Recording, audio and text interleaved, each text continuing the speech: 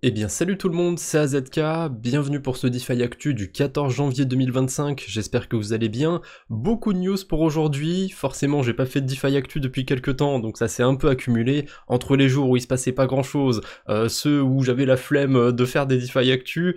Bon, allez, je suis de retour, beaucoup de trucs, on perd pas plus de temps. On commence par Tether qui est sur le point de s'installer au Salvador, c'est presque une suite logique j'ai envie de vous dire. Il y a plusieurs citations d'ailleurs sur le post de Goku. Le Salvador s'impose rapidement comme une plaque tournante mondiale pour les actifs numériques et l'innovation technologique. D'ailleurs, ça me rappelle un truc dont j'avais parlé dans un récent, plus ou moins récent DeFi Actu, on va dire, où j'avais dit que, on allait peut-être voir des pays émerger qui allaient devenir des nouveaux leaders entre guillemets dans le monde. Les richesses vont être un petit peu redistribuées grâce à toute cette nouvelle économie qui prenait jour. Par exemple, il y a le Bhoutan qui mine beaucoup de Bitcoin, qui a une grosse partie de son PIB en BTC. Ensuite, le Salvador représente un phare de l'innovation dans le domaine des actifs numériques, bon, sans surprise. Et le plus drôle, c'est sur la fin, en nous enracinant ici, nous ne nous alignons pas seulement sur un pays qui partage notre vision en termes de liberté financière, d'innovation et de résilience, mais qui renforce également notre engagement à responsabiliser les gens dans le monde entier grâce à des technologies décentralisées. Je trouve ça très ironique de la part de Tether d'utiliser l'argument des technologies décentralisées alors qu'ils ont un produit extrêmement centralisé et pas forcément le plus transparent du marché. Quoique, il y a quand même sur leur site une section avec tout leur collatéral, etc. Ils mettent souvent en avant quand ils investissent dans quelque chose, donc ce serait quand même mentir de dire qu'ils sont pas du tout transparents, mais bon, c'est vrai que ils se conforment pas nécessairement avec tous les acteurs ou quoi que ce soit. C'est pas forcément que pour des mauvaises choses, mais bon, c'est vrai que de ce côté-là, Tether, c'est peut-être un petit peu ironique de leur part qui nous parlent de technologies décentralisées. Ensuite, on n'a pas beaucoup de news macro, on pourrait dire pas beaucoup de grosses news, donc on va parler directement DeFi. On a la blockchain de Sonium, qui est maintenant en mainnet, donc pour les farmers, sur la super chain d'Optimism, c'est sur cet écosystème. J'ai pas encore été voir s'il y avait des trucs sympathiques. De toute façon, quand les blockchains viennent de se lancer en général, sur le précédent cycle, j'allais tout de suite voir ce qui se passait. Là, c'est vrai que depuis 2024, j'ai tendance à attendre, enfin plutôt depuis mi-fin 2024, vraiment j'en ai rien à foutre d'aller au lancement sur une blockchain, c'est généralement pas très intéressant. Inc, par exemple, la blockchain de Kraken, je suis toujours pas allé mettre la moindre liquidité dessus. J'ai peut-être bridgé quelques dollars d'Ether histoire 2 pour faire peut-être une transaction sur Hyperlane ou quoi, mais j'ai pas été plus loin parce que je trouve qu'il y a pas grand chose d'intéressant. Mais là, on a Sony derrière, très curieux de voir ce que ça pourrait donner. On a tous les exchanges qui ont un petit peu leur blockchain. Là, c'est une grosse entreprise qui est un petit peu en dehors du monde des cryptos, donc curieux de voir ce que ça pourrait donner. On a les rewards de la première semaine du programme ZK Sync Ignite qui sont disponibles. Voilà, si vous avez déposé des liquidités sur ZK Sync, eh bien, n'hésitez pas à aller voir vos rewards, vos petites récompenses. Il faut qu'on parle vite fait de AI XBT, des agents IA sur Twitter. Il y a encore un mois, j'ai un groupe en fait, enfin un groupe, une liste, où j'ai mis quelques agents IA parce que j'ai plusieurs listes en fait pour trier les news que je regarde, pour optimiser un petit peu la préparation de ces formats de DeFi Actu, et forcément, j'ai vu apparaître ces agents IA, je me suis dit que ça pouvait être intéressant d'en surveiller quelques-uns, et j'ai une petite liste avec les agents IA. Pour ceux qui s'en rappellent, je crois que c'était en décembre, ça m'est arrivé dans 2 DeFi Actu, vraiment je me rappelle parce que je l'ai pas fait souvent, dans 2 DeFi Actu de prendre une news qui a été citée par un de ces agents IA. Alors le problème en fait des agents IA, c'est que souvent, 99% du temps, c'est soit des news que j'aurais déjà vu passer sur des comptes plus crédibles, soit des news qui sont vraiment random, soit, et ça arrive de plus en plus, des trucs qui n'ont pas trop de sens. Là, AIXBT nous a fait un tweet pour dire que Eclipse avait levé 65 millions de dollars, qui construisait un bridge institutionnel, enfin une infrastructure de bridge institutionnelle entre Ethereum et Solana, et juste après il nous dit voilà, il y a une intégration sur Hyperlane, on peut bridger du token TIA et du token STTIA. Alors je crois que on peut bridger vers Eclipse, mais il me semble qu'on peut même pas faire Ethereum Eclipse ou Solana Eclipse avec ce bridge là, donc c'est très curieux le tweet qu'il nous a fait AIXBT, et souvent quand on va voir les threads, une sorte de thread qu'il fait, parce qu'il y a des réponses en dessous, il y a d'autres tweets, ça, plus on descend en général et moins ça a de sens. Donc j'ai l'impression que plus le temps passe et plus ces agents IA perdent en pertinence. J'avais quand même la sensation qu'en décembre, soit en général les news je les voyais déjà passer, mais elles étaient quand même pertinentes. Là, plus le temps passe et plus j'ai la sensation, c'est peut-être qu'une sensation, hein, peut-être que j'ai des biais ou quoi que ce soit ou que je veux me convaincre, mais j'ai quand même la sensation que les news sont de plus en plus random,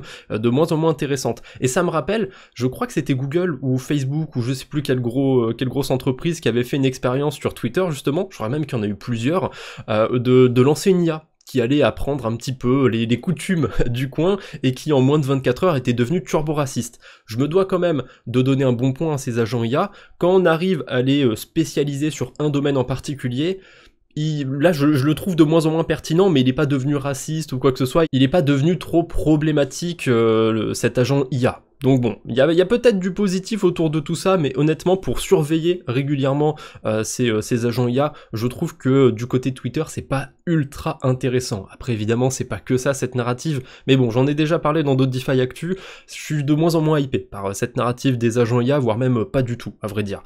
On enchaîne avec... Ah bah non, j'avais juste ça vite fait, j'avais fait un petit tweet, parce que Asher avait fait une vidéo sur les agents IA, juste pour la blague, j'ai mis vendez tout, et je m'attendais pas à ce que ça fasse autant de vues, autant de j'aime, donc voilà, juste pour le citer dans cette vidéo.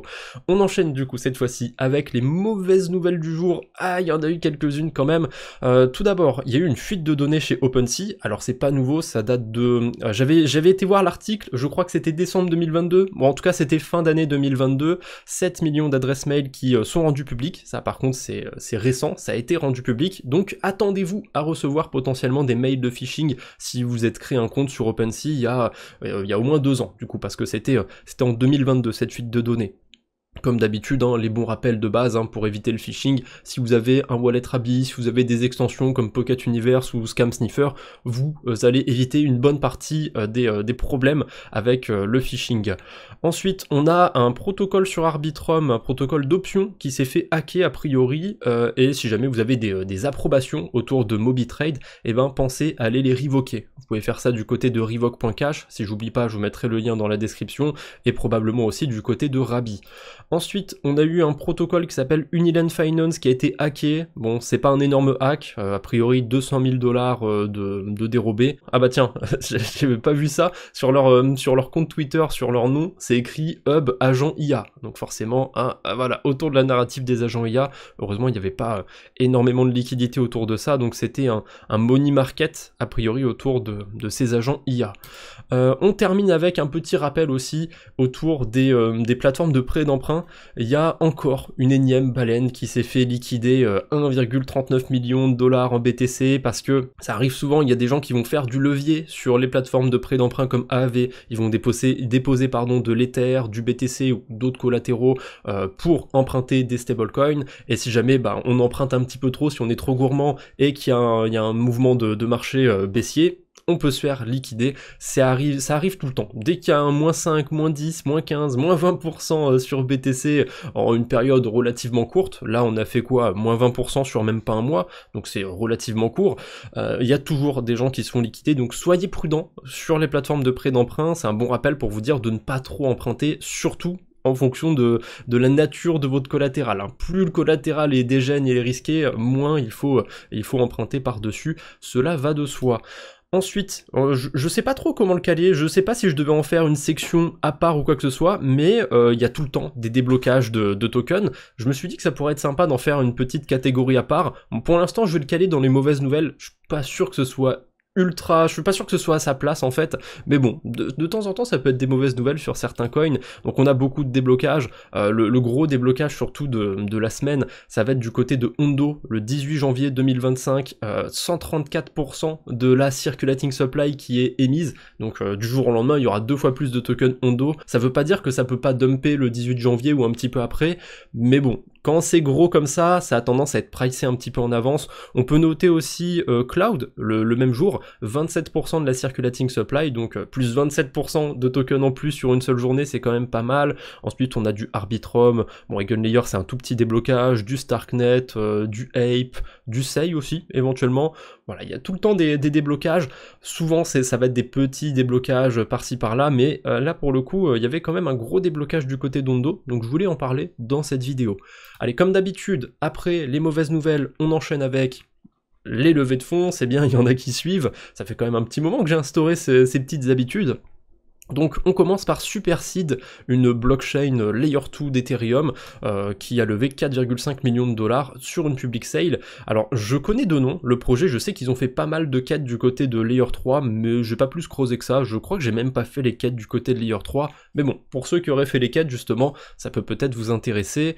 On a Ooga Booga, un agrégateur de liquidités sur Berachain qui lève 1,5 million de dollars, c'est plutôt léger, mais je l'ai déjà fait pour Fuel, pour Monad, et peut-être pour d'autres écosystèmes. Quand il y a des écosystèmes comme ça encore en testnet, j'aime bien voir des protocoles qui lèvent des fonds, montrer qu'il y a un investissement, un intérêt plutôt des capitaux pour un écosystème qui est en train de se construire. C'est important d'avoir des bons protocoles ou quoi que ce soit, et on va reparler un petit peu plus loin de Berachain. Mine de rien, il y a quand même pas mal de protocoles qui ont l'air de vouloir construire dessus, donc ça va peut-être être un pétard mouillé, hein. Peut-être que ça va jamais prendre, ou que ça va finir un peu comme Blast. Il y aura une petite saison, ça va marcher, et ensuite, dès que les gens auront eu ce qu'ils voudront avoir, c'est-à-dire l'airdrop, ils vont se carapater petit à petit. C'est triste, mais en général, les airdrops, ça marche pendant un temps pour attirer l'intention, attirer les liquidités, mais ça a tendance à être quand même assez limité comme effet de levier pour attirer des utilisateurs. Ensuite, on a Badcoin, un protocole d'agent IA sur la Binance Smart Chain qui lève 1,3 million de dollars sur une public sale avec une FDV de 12,5 millions de dollars, ce qui est plutôt faible. Ça me rappelle que sur la Binance Smart Chain, on a des pump funds et tout qui se sont lancés, qui avaient fait des levées de fonds. J'ai l'impression que il y a un peu de tout. Dès qu'il y a une hype, il y a un truc, il y aura un projet sur la Binance Smart Chain, mais c'est vraiment plus 2021, c'est vraiment plus le cycle de cet écosystème. Ça a vraiment du mal à prendre les projets là-bas. Donc je leur souhaite pas du mal non plus, mais bon, je suis pas ultra convaincu par ça pour ma part. On a Milky Way, encore une fois, encore une public sale qui a levé 1 million de dollars. Eux, ça fait un bon moment qu'il y a un airdrop qui est en cours, donc je pense que vu qu'ils viennent de faire une public sale, ça se fait de plus en plus. Il y a plein de projets qui lancent leur token via un airdrop et qui en même temps font une public sale. Ça leur permet d'avoir directement des liquidités dès que le token est listé. Je pense que c'est pas une mauvaise chose à faire. En tout cas, Milky Way lève 1 million de dollars. C'est cool, ça fait un moment que c'est attendu je pense pour certains, c'est pas non plus une énorme levée mais c'est déjà ça. On enchaîne avec Vox ou Vox, ou peu importe, prononcez-le comme vous voulez, une plateforme de trading de crypto qui utilise de l'IA, qui lève quand même 50 millions de dollars, ça c'est pas mal, on verra ce que ça donnera. Après, est-ce que c'est une plateforme décentralisée ou centralisée, j'en ai aucune idée, donc peut-être que ça ne concernera pas le lambda moyen sur la DeFi. On a Mythia, j'en avais parlé il y a pas longtemps dans un DeFi Actu en décembre, c'est une plateforme de rencontre Web3 qui avait levé des fonds déjà il y a pas si longtemps, et ils ont refait une levée. Pourquoi pas, j'ai envie de vous dire, j'y crois pas trop, mais pourquoi pas. Et pour terminer, on a une plateforme de prévention de fraude Web3 qui a été acquise par Chain Analysis. Donc Chain Analysis, tout est dans le nom, analyse on-chain, je pensais pas qu'ils avaient autant de pognon, parce que là ils ont mis quand même 150 millions de dollars pour acquérir Alteria. Voilà, je connaissais pas, mais Chain Analysis, je pense que c'est assez connu de nom. Par contre, je savais pas qu'ils avaient vraiment autant de pognon pour se permettre d'acquérir des plateformes avec autant d'argent. On enchaîne avec, non c'est pas cette news là, on enchaîne du coup avec la Minute DeFi, quelques petites actualités qu'on va passer assez rapidement, qui sont quand même assez intéressantes. Bon, celle-ci on a l'habitude, Michael Saylor, MicroStrategy qui achète encore des centaines, même des milliers de bitcoins maintenant, 2530 nouveaux BTC, on a l'airdrop de Kria qui se rapproche. Bon, j'ai fait déjà 2 vidéos sur le sujet donc on va pas s'attarder, mais ils ont donné des points à la communauté Sweeps, donc à ceux qui avaient des NFT Sweeps. Je suppose qu'ils vont peut-être donner des points à d'autres communautés, donc si jamais vous détenez certains NFT sur Sui, si vous voyez des points Maya apparaître sur votre portefeuille, a priori c'est normal. Ensuite on a le LBTC de Lombard Finance qui débarque sur la blockchain Sonic. J'ai vu une autre news autour de ça, c'est le protocole Silo qui lance sa V2 aussi sur Sonic. Alors je crois que ça a été lancé il y a quelques temps, mais en tout cas c'est traqué maintenant sur DeFi Lama. Pourquoi pas. Un petit rappel de GHZ qui a mis en avant le tweet d'Optimism qui nous dit que sur 2025, ils ont encore 550 millions de tokens OP qui sont alloués pour de futurs rewards. Alors tout va pas forcément être distribué sur 2025, mais en tout cas c'est ce qu'ils ont encore de côté. Donc il faut s'attendre à des événements de plus en plus gros. Contest, c'est quoi déjà en français? Contest, c'est des compétitions, des initiatives, etc. Et ça j'aime bien les protocoles qui essayent de mettre en avant leur écosystème. Et on va pouvoir comparer la vision d'Optimism avec un autre protocole. Je l'ai mis un petit peu plus loin dans la vidéo, mais on a des projets qui se lancent directement avec quasiment tous leurs tokens en circulation. Optimism a clairement fait l'inverse, hein. Dès le début je crois qu'il y avait moins de 10% des tokens OP en circulation, et ils en ont alloué beaucoup en fait pour des programmes d'incentive à venir. Enfin, je trouve que la stratégie d'Optimism est pas mal.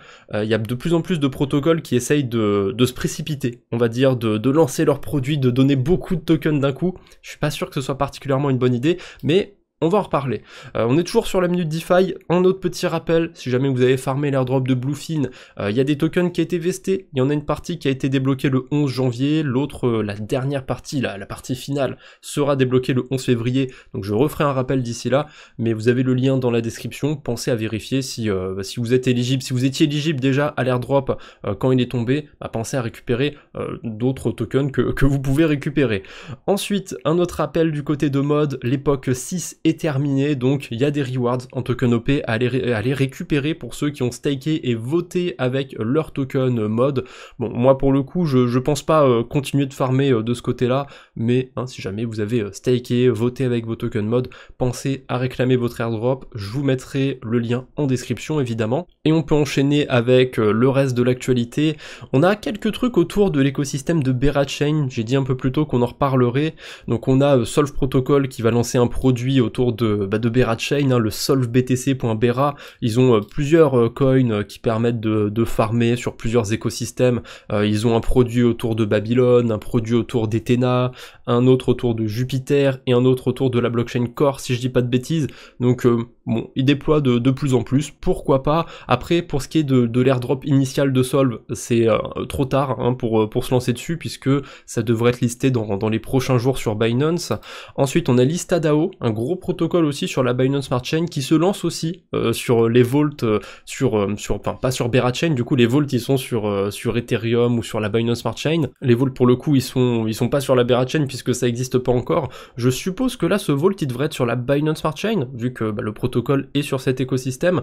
En tout cas on peut déposer des BTC-B pour gagner des rewards, des points en tout genre, pourquoi pas. On a de plus en plus de protocoles qui se lancent là-dessus. On a aussi le protocole Cyan ou Cyan, je sais pas comment on doit le prononcer, à la française, à l'anglaise, peu importe. Il me semble qu'ils ont deux vaults, un sur du BTC et un autre avec de l'Ethereum en partenariat avec Kelp, si je dis pas de bêtises, et le vault sur BTC, c'est en partenariat avec le protocole Pump BTC.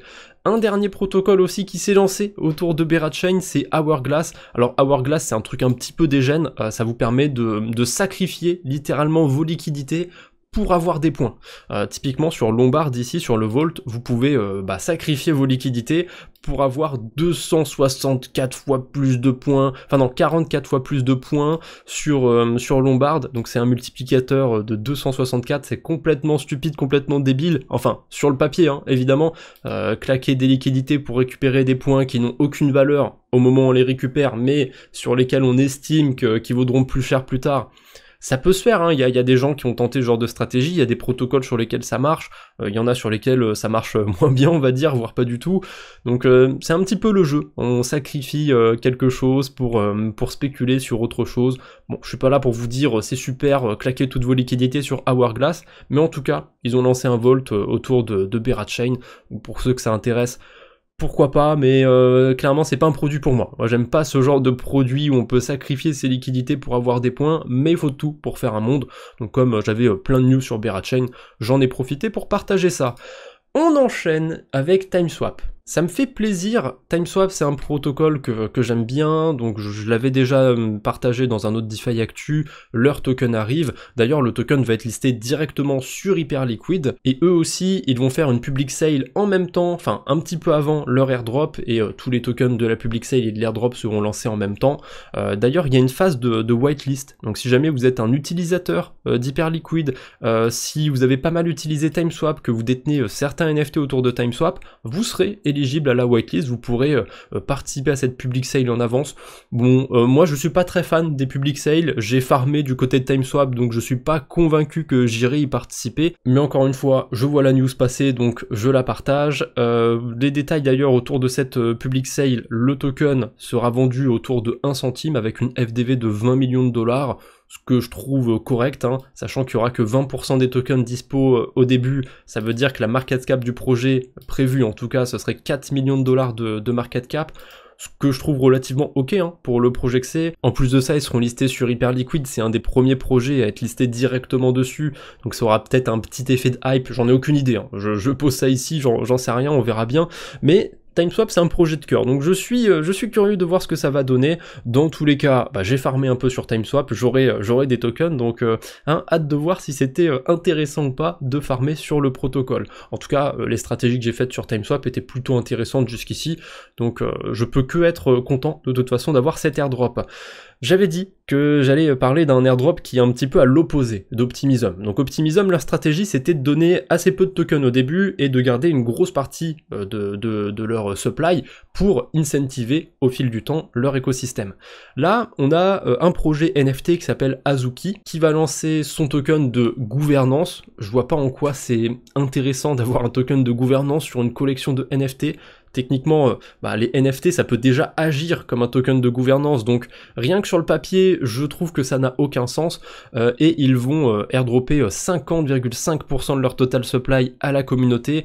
Je crois qu'on est à peu près dans les mêmes chiffres que Pudgy Penguins, et dès le début, il y aura 77% de l'offre en circulation. Donc ce qui ne sera pas en circulation, ce sera les tokens vestés pour la team et pour les investisseurs, même si je crois que le vesting est pas super long, ça doit être quelque chose comme 1 an ou... je sais plus, j'ai pas envie de dire de bêtises, il y a les détails de toute façon sur leur site, je crois que c'est à partir d'1 an que ça commence à se débloquer peut-être, bon, peu importe. Ce qui compte le plus, c'est pas ça, c'est le fait que dès le début, on est 77%, enfin 76,9% de l'offre directement en circulation. C'est clairement pas un projet qui a pour vocation de tenir son token sur le long terme, et Pudgy Penguins, ils ont fait exactement la même chose. On a la hype des NFT qui s'est un petit peu relancée, et là je vois les grosses collections, donc Azuki et Pudgy Penguins qui lancent un token comme de par hasard. Quand il y a cette hype qui est un petit peu relancée, ça pue l'opportunisme à plein nez, donc forcément je suis pas du tout bullish sur ces tokens, et le fait qu'ils airdropent une grosse quantité des tokens, je sais pas, ils ont pas de budget alloué pour aider l'écosystème à se développer, donc ça pue l'opportunisme à plein nez, et du coup, même si sur le papier ça peut être sympa de voir 50% de la supply sur l'airdrop, je pense que c'est des mauvais projets, en fait, les tokens qui sont airdroppés de cette manière-là. C'est difficile de toute façon. Le modèle de l'airdrop, j'avais fait une vidéo sur la chaîne principale pour dire un petit peu ce que j'en pensais. Je trouve que c'est un mauvais modèle sur le papier, déjà, l'airdrop, donc c'est difficile. Est-ce que tout airdropper d'un coup, c'est pas plus mal? Au moins ça permet de... tac, retirer le pansement d'un coup. Est-ce que le faire sur le long terme, c'est une meilleure idée? Difficile à dire. En tout cas, vous ferez votre propre avis. Si vous n'êtes pas d'accord avec moi, dites-le moi en commentaire. Je suis curieux de savoir pourquoi, pour vous, ce serait une bonne chose qu'un projet airdrop quasiment la totalité de sa supply dès le début. Vraiment, j'insiste, hein, si vous avez un avis contraire, dites-le moi en commentaire. Une autre presale, un autre projet du coup qui lance son airdrop et qui a fait une presale, c'est Bucket Protocol sur la blockchain Sui. Ils n'avaient pas alloué non plus énormément de liquidités pour ça, mais la presale a été sold out, tous les tokens ont été vendus en 2 minutes, donc ça montre quand même qu'il y a encore de la hype sur Sui, c'est plutôt cool, et d'ailleurs l'airdrop de Bucket arrive dans la journée, a priori l'heure française ce sera autour de 17h, vous faites la conversion si jamais vous êtes dans un autre pays avec un autre fuseau horaire. donc ça arrive très bientôt. Normalement, cette vidéo d'actu sera sortie avant l'airdrop, donc vous avez le temps de vous y préparer, mais pour ma part, je vais pas foncer dessus, hein. Dès qu'il y a un airdrop qui tombe, j'ai tendance à pas me précipiter, et de toute façon, j'ai encore moins de raisons de me précipiter sur celui-là, pour la simple et bonne raison que je l'ai pas farmé sur le portefeuille de la chaîne YouTube, donc je suis malheureusement pas éligible. Bon, c'est pas très grave, hein. Je vais m'en remettre, vous en faites pas. Désolé d'aborder à nouveau ce sujet, j'avais fait une vidéo dédiée au drama autour du jeu, qui d'ailleurs a fait quand même pas mal de vues, donc je vous remercie pour ça.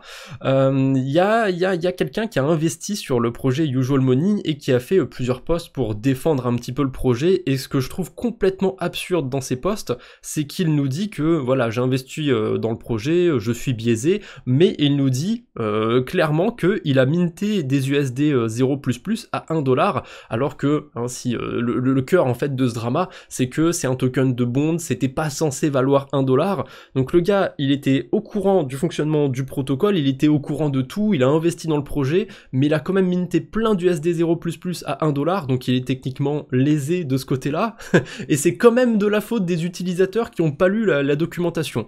Je trouve que c'est complètement lunaire comme argument. À quel moment t'investis dans un produit sur lequel il y a un problème techniquement, et pour toi il n'y a aucun souci. Enfin bref, on va pas s'éterniser longtemps là-dessus, je trouve que c'était, sa défense du projet était complètement stupide.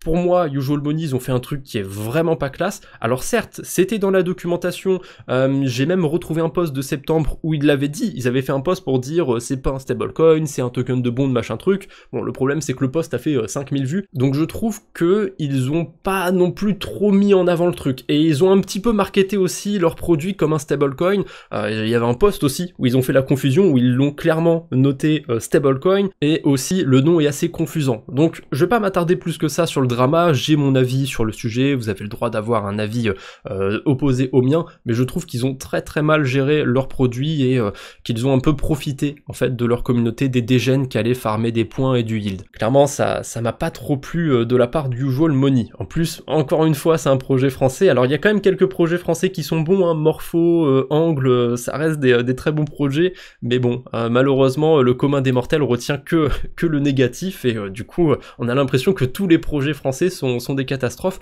mais non, il y en a quand même quelques-uns qui relèvent un petit peu le niveau, donc s'il vous plaît, Morpho c'est sympa, Angle c'est sympa aussi.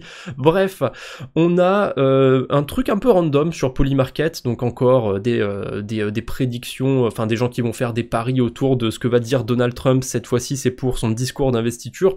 On s'en fout un petit peu, c'est pas le sujet. Bon, je pense qu'il va pas aborder le Bitcoin, la crypto ou encore moins le Dogecoin. Il y a des gens qui parient là-dessus, libre à eux. Ce que je trouve intéressant, c'est que dans les commentaires, j'ai eu un petit échange vite fait avec quelqu'un qui était content que c'était interdit en France. Voilà, comme les leviers, vive la France qui vous préserve, vivement qu'elle s'attaque aux influx voleurs avec un peu plus de peps. Je suis pas totalement d'accord avec ça parce que la France, clairement, si elle a interdit Polymarket, à mon avis, c'est parce que c'est un outil qui permettait aux gens de parier et qui surtout n'allait pas rapporter d'impôts au gouvernement français. La France, ils ont la FDJ, qui rapportent du coup de l'argent au gouvernement, et ça pour le coup, vous en faites pas, hein, ils ont le droit de faire de la pub quand c'est Noël, il y en a dans tous les petits patelins, hein, franchement les bars tabac c'est ultra commun, donc je suis désolé mais la France elle en a rien à foutre en fait que les gens ils aillent perdre leur argent ou quoi que ce soit sur Polymarket, c'est juste que ça leur rapporte pas d'argent, c'est mon avis, hein. Peut-être qu'ils ont d'autres raisons, peut-être que j'omets certains détails,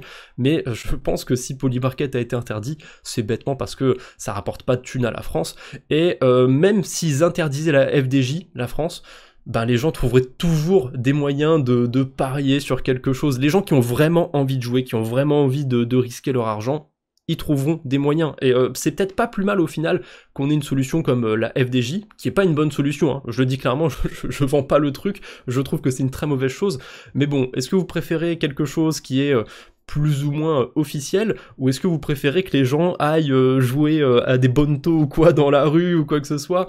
Je pense que c'est pas forcément une meilleure chose. Allez, pour terminer cette vidéo, pas de mème du jour ou quoi que ce soit, pourtant il y avait quand même de la matière, mais je préfère faire un petit rappel.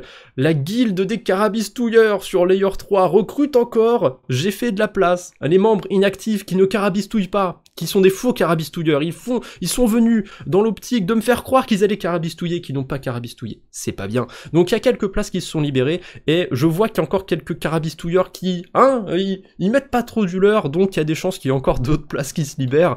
Vous avez un lien d'invitation pour la guilde si ça vous intéresse, si vous avez envie d'être actif un petit peu sur Layer 3. Bon, je pense pas que je vais tenir le truc toute l'année, je pense qu'au bout d'un moment ça va me saouler un petit peu, mais pour l'instant je trouve ça sympathique ce système de guilde.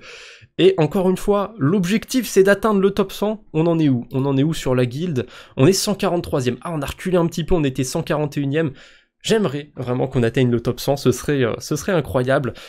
Mais bon, ça, on verra bien si ça arrive un jour, on en reparlera. Je tease un petit peu, mais on en reparlera si un jour on atteint le top 100. Bref, c'est tout ce que j'avais pour aujourd'hui, merci d'avoir écouté, regardé cette vidéo, on se retrouve bientôt j'espère, d'ici là portez-vous bien, salut tout le monde.